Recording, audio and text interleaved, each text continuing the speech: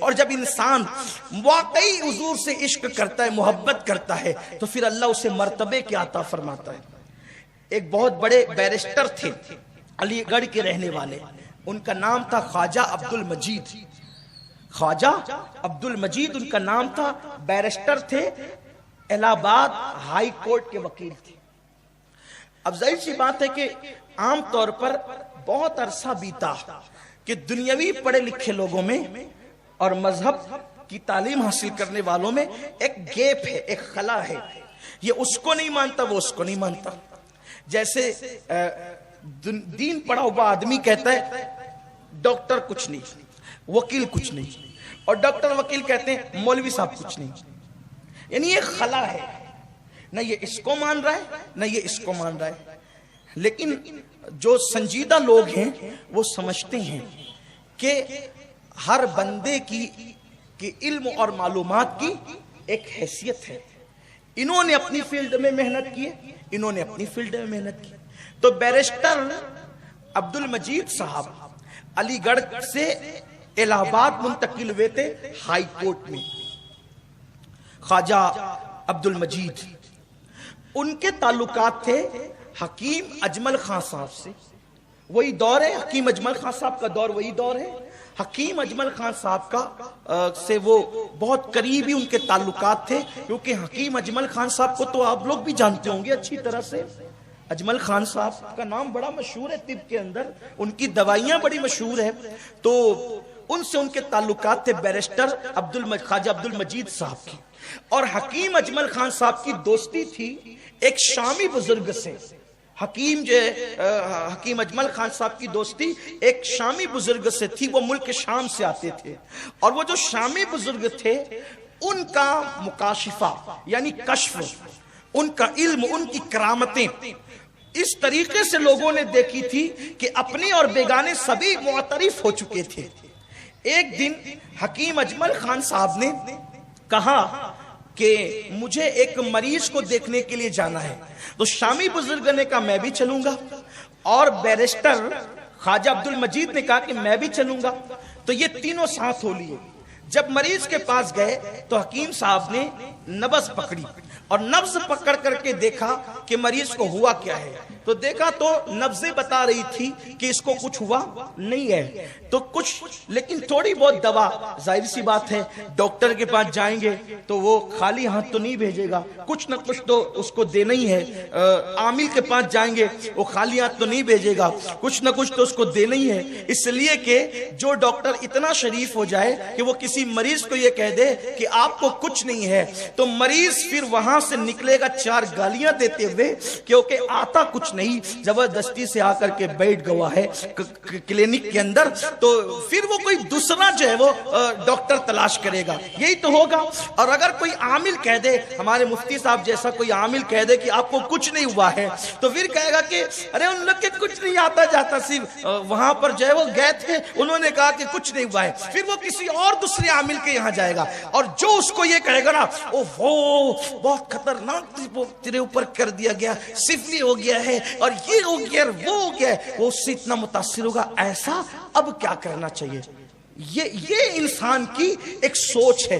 واللہ کوئی برا نہیں مانے، میں نہ ڈاکٹر کا مذاق اڑا رہا ہوں نہ عامل کا مذاق اڑا رہا ہوں، یہ ایک انسان کی سوچ ہے، ایک فکر ہے کہ اگر اس کو کہا جائے کہ آپ کو کچھ نہیں ہوا ہے، ڈاکٹر کے کچھ نہیں ہوا ہے، اگر عامل کے کچھ نہیں ہوا ہے شرافت کے ساتھ، تو وہ مانے گا ہی نہیں، وہ کہیں اور جائے گا، حالانکہ اس کو خود کو یہ احساس ہے کہ وہ خود جو ہے وہ نفسیاتی طور پر خود بیمار ہو چکا ہے، خود سوچ چکا ہے۔ انسان کی ذہنیت بہت اثر انداز ہوتی ہے، اس کی فکر اثر انداز ہوتی ہے، اس کی سوچ اثر انداز ہوتی ہے۔ اگر آپ یہ سوچ کر کے گدڑی اوڑھ کر کے 4 گھنٹے سو جائیں کہ میں بیمار ہو گیا ہوں، تو آپ کا بدن خود بخود گرم ہونے لگے گا، اور آپ کو واقعی بخار ہے، اور آپ سوچیں کہ مجھے کچھ نہیں ہوا ہے، آپ نکل جائیں چلنے دوڑنے بھاگنے اور گفتگو کرنے کام کاج پر، تو جیسے جیسے پسینہ گرے گا آپ کا بخار خود بخود چلا جائے گا۔ یہ بہت ساری چیزیں ہوتی ہے، بہت سارے کام سوچ کرتی ہے، فکر کرتی ہے، نفسیات کرتی ہے، سائیکولوجی کا بہت بڑا اثر پڑتا ہے انسان کے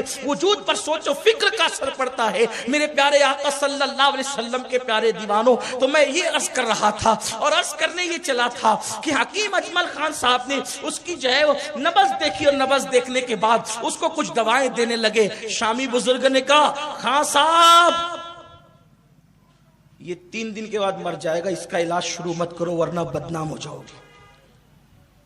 شامی بزرگ نے کہا خان صاحب یہ 3 دن کے بعد مرنے والا ہے، اس کا علاج کرو گے بدنام ہو جاؤ گے، اس لیے اس کا علاج مت کرو، کوئی دوا وغیرہ مت دو۔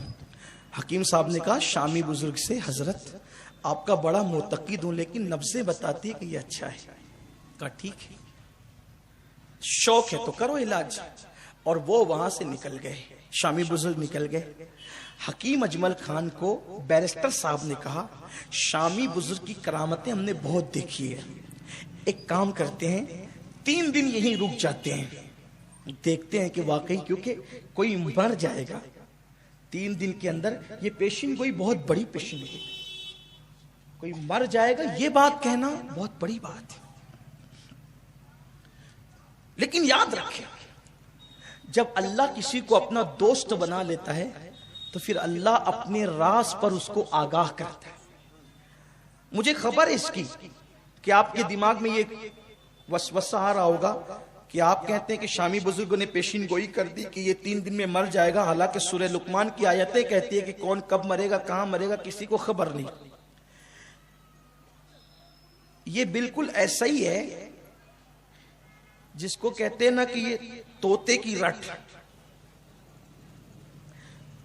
طوطا اگر کسی سے سن لینا مجھے بھوک لگی ہے، 4 مرچی بھی اس کو کھلا کر کے حلق تک پیٹ بھر دو تو پھر وہ کہے گا مجھے بھوک لگی ہے، کیونکہ اس کو پتہ ہی نہیں ہے کہ مجھے بھوک لگی ہے کہ مطلب کیا ہے۔ یہ بات ہے۔ تو آج کل کے نوجوان چھوکروں کا بھی یہی حال ہو گیا، لڑکوں کا جو پڑھے لکھے نہیں ہوتے، پڑھے لکھوں کی بات نہیں کرتا، جو پڑھے لکھے نہیں ہوتے ان کم عمر لڑکوں کا یہی حال ہو گیا۔ سورہ لقمان کی آیت کا کیا؟ ارے اللہ کے بندو کسی کو نہیں پتا ہمارا ایمان ہے، لیکن اللہ جس کو بتا دے اس کو پتا ہے۔ یہ بات ہے، کوئی مشکل تو ہے نہیں پتا ہے کسی کو کون کب مرے گا، کہاں مرے گا، لیکن اللہ بتا دے تو پتا چل سکتا ہے۔ اب آپ کہیں گے اس کی دلیل کیا ہے؟ اس کی دلیل بخاری شریف کی حدیث ہے۔ بخاری شریف کی حدیث ہے، جنگ بدر کے موقع پر اللہ کے رسول صلی اللہ علیہ وآلہ وسلم نے نشان لگایا میدان کے اندر، کہا یا ابو جہل مرے گا، یا عتبہ مرے گا، یا شیبہ مرے گا۔ اللہ کے رسول صلی اللہ علیہ وسلم نے نشان لگایا، اور حضور نے جہاں نشان لگایا تو وہ لوگ مرے اور اسی دن مرے۔ تو بولو کیسے حضور کو پتا چلا؟ اللہ نے بتایا۔ تو اللہ جس کو بتا دے اس کو پتا چل جاتا ہے، اللہ جس کی شان ہے وہ جس کو چاہے بتا دے۔ ارے آپ کے گھر میں کتنا خزانہ ہے کسی کو نہیں پتا، امی کو نہیں پتا، بھیا کو نہیں پتا، بھابھی کو نہیں پتا، ابا کو نہیں پتا، لیکن آپ کسی کے کان میں پھونکتے تو ہے نا۔ میرے گھر کی تجوری میں کیا کسی کو نہیں پتا؟ یہ کسی کو نہیں پتا، کسی کو تو پتا ہوگا۔ کس کو پتا ہوگا؟ جس سے بہت پیار کرتے اس کو بتا دیتے ہیں، اس لیے کہ سب سے راز چھپائے جاتے ہیں، 2 سے نہیں، یا تو طبیب سے نہیں چھپایا جاتا یا تو حبیب سے نہیں چھپایا جاتا۔ طبیب سے نہ چھپانا یہ بیماری کے لیے ضروری ہے، اور حبیب سے نہ چھپانا یہ بیماری عشق کے لیے ضروری ہے، محبت کے لیے ضروری ہے۔ تو آدمی کہیں نہ کہیں کھلتا ہے، یا تو طبیب کے پاس یا تو حبیب کے پاس۔ اگر وہ طبیب کے پاس نہ کھلے تو بیماری رہے گا، اور حبیب کے پاس نہ کھلے تو ناقص رہے گا، عشق میں کامل نہیں ہوگا۔ لیکن یہ بات انسان کے لیے ہے، میں رب کے لیے نہیں کہہ رہا ہوں۔ اللہ کی شان بڑی اعلیٰ ہے، اللہ رب العزت کی کوئی مثل نہیں، کوئی مثال نہیں، وہ ہر مثال سے پاک ہے، وہ جو ہے وہ ہر مثل سے پاک ہے۔ لا مثل لہو ولا مثال لہو ولا جواب، اس کی کوئی مثل نہیں، اس کی کوئی مثال نہیں ہے۔ اللہ اکبر۔ تو میرے آقا صلی اللہ علیہ وسلم کے دیوانوں، کسی کو نہیں پتا مگر اللہ جس کو بتا دے۔ تو شامی بزرگوں نے کہا 3 دن کے بعد مرے گا، حکیم صاحب علاج نہیں کرنا ورنہ بدنام ہو جاؤ گے۔ نام بڑا تھا اجمل خان کا۔ انہوں نے شامی بزرگوں تو چلے گئے، بیرسٹر صاحب نے کہا عبد المجید صاحب نے تھوڑا 3 دن رکتے ذرا دیکھتے۔ دیکھا واقعی 3 دن کے بعد وہ شخص وہ مریض مر گیا۔ اب وہ مریض مر گیا نا تو ان کو پکا یقین ہو گیا بیرسٹر صاحب کو عبد المجید صاحب کو کہ خواجہ عبد المجید کو کہ شامی بزرگ کی اتنی کرامت دیکھی، آج ایک اور دیکھ لی. تو اب شامی صاحب سے، شامی بزرگ سے بیرسٹر صاحب کو ہو گئی عقیدت. اجمل صاحب کو تو تھی پہلے سے، ان کو بھی، کیونکہ یہ بیرسٹر صاحب تھوڑے مذبذب قسم کے آدمی تھے، تھوڑے ڈھلمل یقین کے آدمی تھے. لیکن جب اپنی آنکھوں سے دیکھ لیا کرامت تو مان لیا ان کو. ایک دن حکیم اجمل صاحب، شامی بزرگ اور خواجہ عبد المجید بیرسٹر صاحب، یہ تینوں بیٹھے ہوئے تھے، کچھ لوگ اور بھی تھے. بیرسٹر صاحب نے کہنا شروع کیا یہ مولانا احمد رضا تو ایسے ہیں اور ایسے ہیں اور ایسے ہیں. شامی بزرگوں غصے میں آ گئے، فرمایا خبردار ان کے بارے میں ایسا نہ کہنا. اب دھیان سے سنیے، یہ ہندوستان کا کوئی بزرگ نہیں ہے، ملک شام سے آیا ہوا ایک ایسا بزرگ ہے جس کی ولایت کو حکیم اجمل خان بھی اپنی آنکھوں سے دیکھ رہے ہیں، بیرسٹر عبد المجید بھی اپنی آنکھوں سے دیکھ رہے ہیں.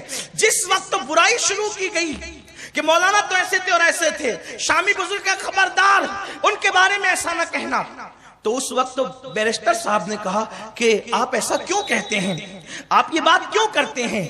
تو کہا کہ بس کرو، میں ان کے بارے میں جو دیکھ چکا ہوں، میں دیکھ چکا ہوں ان کے بارے میں جو دیکھ چکا ہوں، بس وہ دیکھ چکا ہوں.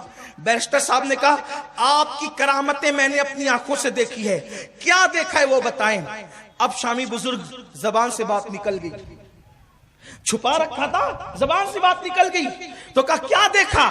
کہا چھوڑ دو، دیکھا لیکن ہے، کچھ کہنا نہیں ان کے بارے میں، ان کے بارے میں کچھ کہنا نہیں، لیکن میں دیکھ چکا ہوں. کہا نہیں، اب تو آپ کو بتانا پڑے گا دیکھا کیا ہے. جب بہت ضد کیا بیرسٹر عبد المجید نے، وہ خود بیان کرتے ہیں، تو شامی بزرگوں کو بہت مجبور کیا. تو وہ شامی بزرگ فرماتے ہیں کہ سنو، ایک مرتبہ میں نے مصطفیٰ جان رحمت کی بارگاہ میں حاضری دی تو میں نے کیا دیکھا کہ اللہ کے رسول کی محفل سجی ہوئی ہے اور صحابہ کرام جلوگر ہے اور اس میں مولانا احمد رضا موجود ہے. حضور کہتے ہیں احمد رضا واز کرو، واز کرو، واز کرو. بارگاہ رسالت میں جس کو واز کرنے کی اجازت دی جاتی ہے اس شخص کا مقام و مرتبہ کیا ہو؟ جو دربار رسالت کا واعظ ہو اسے امام احمد رضا کہتے ہیں.